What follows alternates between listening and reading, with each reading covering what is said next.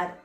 આજે અમારા બારગામ મારવાડી સમાજની સમિતિની બેઠક શ્રી નિકુંજભાઈ મનરભાઈ રાઠોડના પરિશ્રમ ફાર્મ હાઉસ આણંદમાં કુદરતી વાતાવરણને ખેતરની હરિયાળીમાં રાખવામાં આવે।